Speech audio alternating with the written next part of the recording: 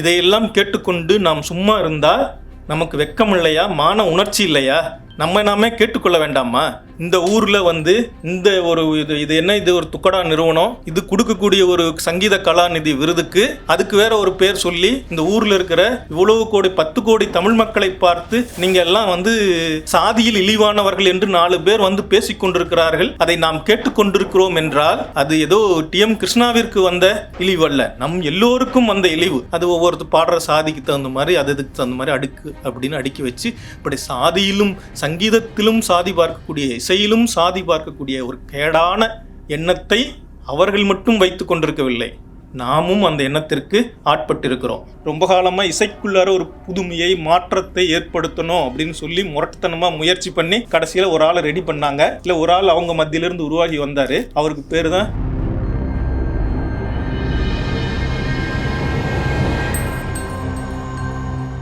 TM Krishna அவர்கள். கர்நாடக சங்கீதம் என்பது ஏதோ 5000 ஆண்டு 10,000 ஆண்டு முந்தையதெல்லாம் இல்லை, ஒரு 200 ஆண்டு கதை, 100 ஆண்டு கதை தான் என்று அவருடைய நூலில் சொல்லுகிறார்.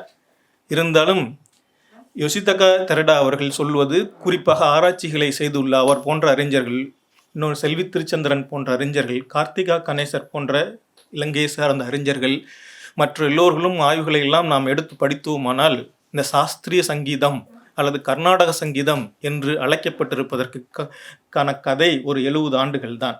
இந்த மியூசிக் அகாடமி அல்லது சங்கீத வித்வா சபையை காங்கிரஸ் கட்சி ஒரு தீர்மானம் போட்டு இந்த நாட்டினுடைய பாரம்பரியமான இசையையும் நடனத்தையும் நாம் போற்றி புறக்க வேண்டும் அப்படின்னு ஒரு நேஷனல் ப்ராஜெக்டாக எடுத்தார்கள். ஏன்? இந்துஸ்தானி இசையில் வட இந்தியாவில் இருக்கக்கூடிய நாட்டியங்களில் நடனங்களில் முஸ்லீம் கூறுகள் சேர்ந்திருக்குது, இஸ்லாமிய கூறுகள் சேர்ந்திருக்கிறது. இங்கே சுத்தமான மத கலப்பு இல்லாத பழமையான ஒன்று இருக்கிறது, அதுதான் கர்நாடக சங்கீதம். அதுதான் இந்த பரதநாட்டியம் என்கிற பெயர்களை அவர்கள் அப்பொழுதுதான் புதிதாக கொடுத்தார்கள். அதை கொடுத்து கடைசியாக அதையெல்லாம் ஒரு தேசிய பெருமிதத்தினுடைய ஒரு பகுதியாக மாற்றி சுதந்திரம் அடைந்த பொழுது, இந்த நாடு குடியரசாக அறிவிக்கப்பட்ட பொழுது அதற்கு ஒரு முக்கியத்துவம் கொடுத்தார்கள். அதற்கு பிறகு ஒவ்வொரு காலமும் அது பார்ப்பனர்களுடைய, அதற்கு முன்பு இந்த கர்நாடக சங்கீதம் என்று அழைக்கப்படுவதும் சதிர் என்று அழைக்கப்பட்ட பழைய நடனம், இன்று பரதநாட்டியம் என்று அழைக்கப்படுகின்ற இந்த நாட்டியங்கள்லாம் முன்பு பார்ப்பனர் அல்லாதார் கைகளில் தான் இருந்தன. தேவதாசி மக்கள், இலிகளத்தோர், நீங்கள் தேவடியா மக்கள், இப்போ அப்படி சொன்னால் தப்பு அப்படின்னு சொல்லி தேவர் அடியார், அவர்கள் தேவருக்கு அடியாராக இருந்தார்கள் என்று உருட்டுவோர் எல்லாம் இருக்கிறார்கள். ஆனால் மிகப்பெரிய மனிதரான MS சுப்புலட்சுமி அவர்கள் அந்த சமூக பின்புலத்திலிருந்து வந்தவர் தான். பல சமூகங்களிலிருந்து இந்த சமூகத்தில் கோயிலுக்கு பொட்டுக்கட்டி விடுகிற பெண்களை பொட்டுக்கட்டி விடுகிற ஒரு மரபு ஒன்று இருந்தது, பல சமூகங்களிலும் இருந்தது. அத்தகைய பெண்கள் தான் இந்த இசையையும் இந்த நாட்டியத்தையும் நடனத்தையும் வளர்த்தார்கள். அதுக்கு ஒரு பெரிய வரலாறு இருக்கிறது. முன்பிருந்து இந்த தமிழ் சமூகத்தினுடைய நீண்ட வரலாற்றில் அது ஒரு பகுதி. அப்படி இருந்த ஒன்றை இவர்கள் அபகரித்து கொண்டார்கள். அபகரித்து கொண்டு என்ன செய்தார்கள் என்றால் அதற்கு இவர்கள் ஒரு புனிதத்தன்மையும் கற்பித்து கொண்டார்கள். செல்வி திருச்சந்திரன் அவர்கள் சொல்லுவார்கள், இந்த இசைக்கும் இந்த நாட்டியத்திற்கும் இருந்த தன்மையை அவர்கள் என்னவாக மாற்றிவிட்டார்கள் என்றால், அதிலிருந்த இழிவுத்தன்மையை இந்த புதிய கலை வடிவங்கள் வந்தவுடன் அது சினிமாவிற்கானதாக ஒரு பகுதியை மாற்றிவிட்டு இன்னொரு பகுதியை இவர்கள் குடும்ப பெண்களுக்கான அடையாளமாக மாற்றிவிட்டார்கள் என்று செல்வி திருத்தஞ்சரன் அவர்கள் எழுதுவார்கள். அது போன்ற ஒரு நிலைமையை உருவாக்கினார்கள். சரி, இப்படிப்பட்ட ஒரு அபகரித்து கொண்ட இந்த கலையில் என்ன நடந்தது?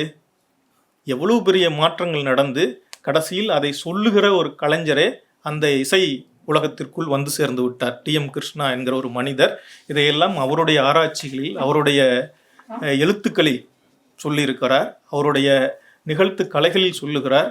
இதெல்லாம் எவ்வளோ மோசமானது, எப்படி நீங்கள் இந்த இசைக்கலையை மற்றதையெல்லாம் நீங்கள் அபகரித்து கொண்டீர்கள், இதை எவ்வாறு தேசிய ஒரு பெருமிதம் என்கிற பேரில் இந்த நாட்டில் இருக்கிற உழைக்கும் மக்களுக்கு எதிராக மாற்றிருக்கிறீர்கள், இந்த சங்கீதத்தில் எவ்வாறு சாதி பேதத்தை கற்பித்திருக்கிறீர்கள் என்று நான் சொல்லவில்லை. TM கிருஷ்ணா அவர்கள் பக்கம் பக்கமாக எழுதியுள்ளார். சவுத்தர்ன் மியூசிக் பற்றி அவர் எழுதியிருக்கிற அந்த புத்தகத்தை படித்து பாருங்கள். அந்த புத்தகம் தமிழில் வந்திருக்கிறது, கர்நாடக சங்கீதத்தின் கதை என்று நினைக்கிறேன். அந்த புத்தகம் தமிழில் வந்திருக்கிறது, காலச்சூடு நிறுவனம் வெளியிட்டிருக்கிறது. அந்த புத்தகத்தை வாங்கி படித்து பாருங்கள். மேடையில் அமர்வது கொண்டு கருவிகள் இசைப்பது தொடங்கி எவ்வளவு சாதி வேறுபாடுகளும் பாரபட்சங்களும் பார்க்கப்படுகிறது என்பதை எழுதியிருக்கிறார். சரி, இதற்காகவா நாம் கோவப்பட வேண்டும்? இதற்காகவும் கோவப்பட வேண்டும். டி.எம். கிருஷ்ணா பார்ப்பன வகுப்பை சேர்ந்தவர், அந்த சமூகத்திலிருந்து வந்தவர் தான். அவருக்கு விருந்து கொடுக்க மாட்டேன் என்றால் நமக்கு ஏன் கோபம் வர வேண்டும் என்றும் சில தோழர்கள் நினைக்கலாம், கேள்வி கேட்கலாம். இங்கே பிரச்சனை என்னவென்றால், டி.எம். கிருஷ்ணா அவர்களுக்கு விருது கொடுக்கும் பொழுது கூட அவர்கள் சாதி ஆசாரம் கெட்டு போய் இந்த ஒரு பார்ப்பனர் அல்லாதாரான சூத்திரரான பெருமாள் முருகன் போன்றவர்களுடன் சேர்ந்து கொண்டு அவர் பஞ்சபூத கீர்த்தனை என்று ஏதோ ஒன்று எழுதி அதை இவர் பாடி அத்தோடு நிறுத்தினாரா? பஞ்சபூத கீர்த்தனையோடு நிறுத்தினாரா? அதையும் நிறுத்தவில்லை. அப்புறம் அம்பேத்கரை பற்றி பாடுகிறார், பெரியாரை பற்றி பாடுகிறார். ஒரு பார்ப்பனர் அல்லாதவன் இந்த ஊரில் கீர்த்தனை எழுத முடியுமா? அதுவும் இந்த இசைக்கும் இதுக்கும், இந்த இசை உலகத்துக்கும் பெரிய பங்கம் நடந்து விட்டது என்று சொல்லிதான் எதிர்க்கிறார்கள். இதில் எல்லாம் சரி, இது மட்டும் பிரச்சனை என்றால், இந்த நாட்டில் இவ்வளவு அறிவு பெற்றுவிட்ட, இவ்வளவு சாதிக்கு எதிரான எதிர்ப்புணர்வு வந்துவிட்ட ஒரு காலத்தில் நம்மை எல்லோரையும் பார்த்துவிட்டு, அவர்கள் டி.எம். கிருஷ்ணாவிற்கு எதிராக பேசவில்லை, நம்ம எல்லோரையும் பார்த்துதான், உங்கள் எல்லோரையும் பார்த்துதான் நீங்கள் எல்லாம் சாதியில் கீழானவர்கள் என்று பேசிக்கொண்டிருக்கிறார்கள். அதற்கு நாகரிகம் என்று பெயர் வைத்திருக்கிறார்கள், அதற்கு தேச பெருமிதம் என்று பெயர் சொல்லிக் கொள்கிறார்கள்.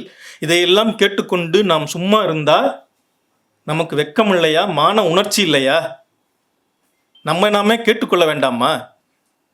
இந்த ஊரில் இந்த ஒரு இது என்ன, இது ஒரு துக்கடா நிறுவனம், இது கொடுக்கக்கூடிய ஒரு சங்கீத கலாநிதி விருதுக்கு அதுக்கு வேற ஒரு பேர் சொல்லி இந்த ஊரில் இருக்கிற இவ்வளவு கோடி 10 கோடி தமிழ் மக்களை பார்த்து நீங்கள் எல்லாம் சாதியில் இழிவானவர்கள் என்று 4 பேர் பேசிக்கொண்டிருக்கிறார்கள். அதை நாம் கேட்டுக்கொண்டிருக்கிறோம் என்றால் அது ஏதோ டி.எம். கிருஷ்ணாவிற்கு வந்த இழிவல்ல, நம் எல்லோருக்கும் வந்த இழிவு.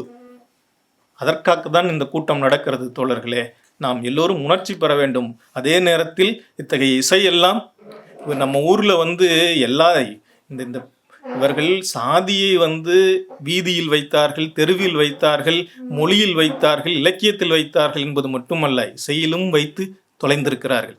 சங்கீத இசை என்றால் கர்நாடக சங்கீதம் உயர்வானவர்களுக்கு, சினிமா பாட்டு எல்லாம் கலந்தவங்களுக்கு, அது ஒரு கலந்து கட்டின இடம். ஃபோக் மியூசிக் அது ஒவ்வொருத்தர் பாடுற சாதிக்கு தகுந்த மாதிரி, அதுக்கு தகுந்த மாதிரி அப்படின்னு அடுக்கி வச்சு, இப்படி சாதியிலும் சங்கீதத்திலும் சாதி பார்க்கக்கூடிய, இசையிலும் சாதி பார்க்கக்கூடிய ஒரு கேடான எண்ணத்தை அவர்கள் மட்டும் வைத்து கொண்டிருக்கவில்லை, நாமும் அந்த எண்ணத்திற்கு ஆட்பட்டிருக்கிறோம்.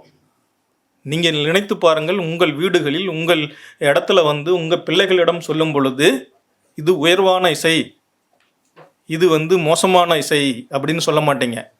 நம்முடைய இசையை மோசமானதுன்னு எப்பயும் சொல்ல மாட்டீங்க.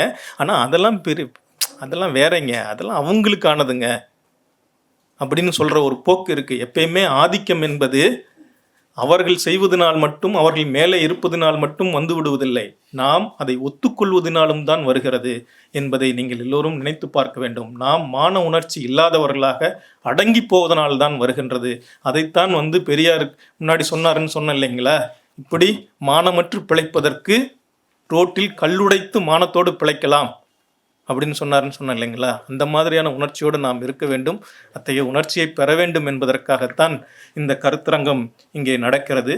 டி.எம். கிருஷ்ணா மட்டும் இல்லை, இன்றைக்கி கர்நாடக சங்கீத உலகம் எப்படின்னா, சஞ்சய் சுப்பிரமணியம் இதுக்கு முன்னாடியே கொஞ்சம் மாறிட்டார். ஒரு சில ஆண்டுகளுக்கு முன்னாடி சஞ்சய் சுப்பிரமணியம் அவர்கள் இளையராஜா தான் இந்த தமிழ்நாட்டினுடைய மிக பெரும் இசைக்கலைஞர் அப்படின்னு சொன்ன உடனே அவரை பற்றி ஏகப்பட்ட வம்பளப்புகள் செய்தார்கள். இவர் சினிமாவில் பாட்டு சான்ஸ் வாங்குறதுக்கு தான் இப்படி பண்ணிகிட்டு இருக்காரு அப்படின்னு சொன்னாங்க. டி.எம். கிருஷ்ணாவும் சஞ்சய் சுப்பிரமணியம் இப்போ அண்மையில் அன்பினும் பெரும்பலி அப்படின்னு சொல்லி ராமலிங்க அடிகள் வள்ளற்பெருமானுடைய பாடல்களை எல்லாம் பாடி ஒரு இசைத்தொகுப்பு ஒன்று வெளியிட்டிருக்கிறார்கள். இணையத்திலும் இருக்கின்றது, நீங்களும் பார்க்கலாம், கேட்கலாம். இந்த உட்காந்துக்கிட்டு பாடுறதுக்கு பதிலாக அவங்களும் நின்றுக்கிட்டு பாடுறாங்களே, அவங்களும் பலவிதமான பாடல்கள் இதெல்லாம் பாடுறாங்களே, மரபுகளை மீறுகிறார்களே. இளையராஜா அப்படிங்கிற இந்த சினிமா பாட்டுங்கிறது தாழ்வானது தானே, இதை போய் உயர்ந்தது, அதில் இருக்கிற ஒரு கலைஞரை எல்லாரையும் விட பெரிய மிக பெரும் கலைஞராக சொல்கிறார்களே அப்படிங்கிற ஒரு இது சாதி கெட்டு போய்கிட்டு இருக்குதே. நீ சாதியில் இந்த சாதியில் இருக்க வேண்டியவன் அந்த சாதியோட போய் கலக்கிறையே அப்படிங்கிற ஒரு பிரச்சனையை ஒன்று அவங்க மனசுக்குள்ளார வச்சு பேசிகிட்டு இருக்காங்க. வெளிப்படையாகவும் பேசுகிறாங்க, பல நேரங்களில் எழுதுகிறாங்க, செய்கிறாங்க. ஒரு முறை தான்சேன் அக்பருடைய இதில் பாடிக்கிட்டே இருந்தாராம்மா. ரொம்ப நாள் அக்பர் தான்சேனுடைய பாட்டுகள்லாம் கேட்டு ரொம்ப புளிச்சு போயிட்டாமா. அந்த காலத்தில் நீங்கள் நினைக்கிற மாதிரி அரசவையில் மட்டும் இல்லை, அவர் அரசர் எழுந்திருக்கும் போதும் பாட்டு, சாப்பிடும் பொழுதும் பாட்டு, இடையிலும் பாட்டு, அரசவையில் ஏதாவது சின்ன பிரச்சனை ஆயிடுச்சு, மன கஷ்டம் ஆயிட்டுன்னா அங்கேயும் பாட்டு, அல்லது விகடகவி இசைக்கலைஞர்களும் விகடகவிகளும் அரசனுடன் முழுவதுமாகவே கூட இருப்பார்கள். அவங்க மிகப்பெரிய ராஜதந்திரிகளாகவும் இருப்பார்கள். அப்படிங்கிறதுக்கு தான் தென்னாலிராமன் போன்றவர்கள்லாம் அவங்களுடைய கதைகள் எல்லாம் எடுத்துக்காட்டு. தென்னாலிராமன் போன்ற மன்னர்களையோட தென்னாலிராமன் போன்ற மனிதர்கள் தான் இந்த நாட்டு மக்களுடைய மனதில் வாழ்ந்து கொண்டிருக்கிறார்கள் அப்படின்னு எல்லாம் டேவிட் சுல்மன் மற்றவங்கலாம் எழுதுறாங்க. அது உண்மையும் கூட. ஏன்னா அப்படிப்பட்ட தான்சேன்கிட்ட இவர் என்னையா நீ இசைக்கிற அப்படின்னு சொன்ன உடனே, சரி வாங்க இன்னைக்கு குருநாதர், எங்கள் குருநாதர் ஒருத்தர் இருக்காரு, அவர் சிறப்பாக இசைப்பார், அவருடைய பாட்டை போய் கேட்கலாம் அப்படின்னு சொன்னாராம்மா.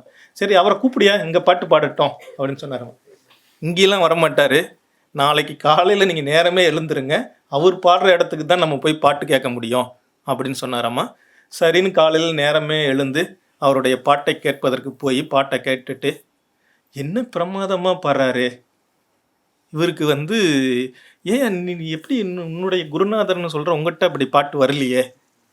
அவர் சொன்னாரம்மா, அரசே நான் உங்களுக்காக பாடிக்கிட்டு இருக்கேன், அவருக்காகவே பாடிக்கிட்டு இருக்காரு, அதனால இப்படி பாடுறாரு அப்படின்னு சொன்னாரம்மா. பெரியார் சொன்ன ஒன்று தான் நீங்கள் யாருமே கேட்கலன்னா கூட நானே எழுதி நானே அச்சு கோர்த்து நானே படித்து கொள்வேன் அப்படின்னு சொன்னார் இல்லையா. அந்த மாதிரி தான் இதெல்லாம் அந்த மாதிரியான பைத்திய வகைகளோடு சேர்ந்தது. இந்த சாதி கெட்டு போகிறதுக்கு இந்த ஊரில் என்ன வழி அப்படின்னு கேட்டால் ரொம்ப சாதாரணமானது. அந்த காலத்தில் பழைய நாடகக்காரங்கள்லாம், பம்மல் சம்பந்த முதலியார் இருக்காரு, மற்றவங்கள்லாம் அவங்களுடைய நினைவு குறிப்பில் எழுதியிருக்கிறார்கள்.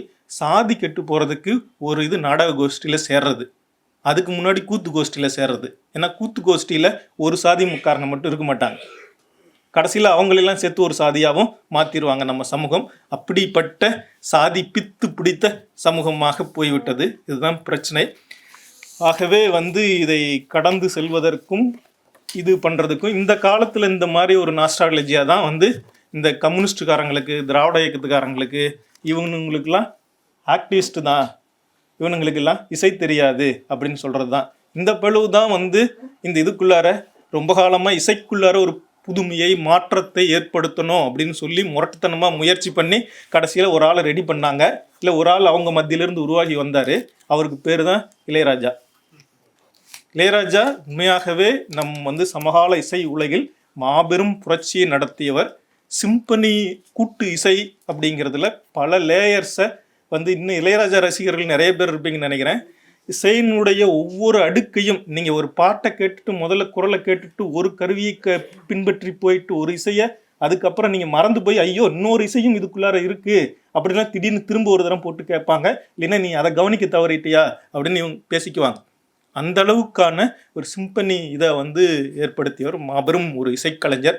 ஆனால் அவருக்கு நம்ம தோற்றத்திலும் இதுலேயும் அவர் ஒரு பெரிய சனாதானத்தினுடைய குறியீடாக, ஒரே நேரத்தில் அவர் ஆணவத்தினுடைய குறியீடாகவும், இன்னொரு நேரத்தில் இந்த அமைப்புக்கு அடக்க ஒடுக்கமானவராக, இந்த அமைப்பினுடைய சட்டதிட்டங்கள் என்னவோ அதை நான் ஏற்றுக்கொள்கிறேன் அப்படின்னு ஒரு சொல்லக்கூடிய மனிதராகவும் உருமாற்றி நமக்கு தோற்றம் தருகிறார். அது ஒரு காலப்பிழை என்று நினைக்கிறேன். அவர் ஒரு மாபெரும் புரட்சிக்காரர். அதை நாம் நினைவில் வைத்து கொள்ள வேண்டும் என்று தோன்றுகிறது. தோழர்கள் அனைவருக்கும் நன்றி.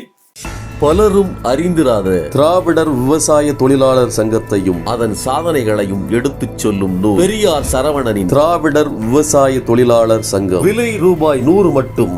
புத்தகம் வாங்க திரையில் தெரியும் தொலைபேசி எண்களுக்கு தொடர்பு கொள்ளுங்கள் அல்லது கருஞ்சட்டை பதிப்பகத்தின் இணையதளத்துக்கு வாருங்கள்.